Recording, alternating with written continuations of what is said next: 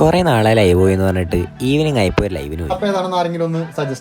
അങ്ങനെ ലൈവ് ഒക്കെ കഴിഞ്ഞപ്പോഴാണ് ഓർക്കണത് പള്ളിയിൽ കുടുംബ യൂണിറ്റിന്റെ വാർഷികം നടക്കണായിരുന്നു. അപ്പൊ തന്നെ ഞാനും ചിക്കും വേഗം പോയി റെഡി നേരെ പള്ളിയിലേക്ക് പോയി. ചെന്നപ്പോ തന്നെ ഒരു സെറ്റ് ചായ കുടിച്ച് പരിപാടിക്ക് ആരംഭം കുറിച്ചു.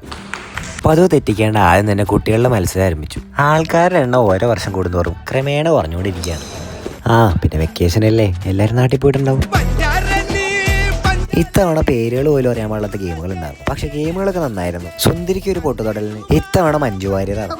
കുട്ടികളുടെ മത്സരം അതോടെ കഴിഞ്ഞു. അത് കഴിഞ്ഞ് മുതിർന്നവരുടെ മത്സരം.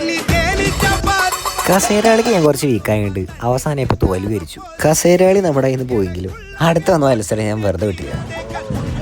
അത് കഴിഞ്ഞ് മെഴുകുതിരി കത്തിക്കണ തൊട്ട് ഊതിക്കിടത്തണ മത്സരം വരെ ഉണ്ടായിരുന്നു. ഏത് ഗെയിംസ് ആണെങ്കിലും കോർഡിനേറ്റ് ചെയ്യാനും പാർട്ടിസിപ്പേറ്റ് ചെയ്യാനും നല്ല രസമായിരുന്നു.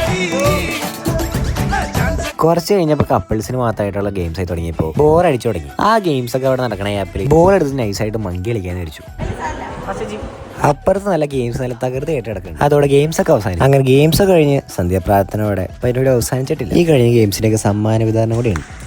അതിനുശേഷം പുതിയ ഭാരവാഹികളൊക്കെ സെലക്ട് ചെയ്തു.